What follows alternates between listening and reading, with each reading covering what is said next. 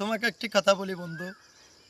বন্ধু কথাটা হচ্ছে, যখন তোমার সাথে বন্ধুত্ব হয়েছিল আমার বন্ধু, সেই দিন মুন্না ভাই তোমার সাথে যখন জড়িয়ে আলিঙ্গন করেছিলাম বন্ধু, সেই দিনও বৎসরের প্রথম দিন ছিল বন্ধু। সেই দিনটা বন্ধু আজকে আমার হৃদয়করণ হচ্ছে বন্ধু। কেন জানি না বন্ধু, তুমি কেন আমার ভালোবাসাটুকু ধরে রাখতে পারো না বন্ধু।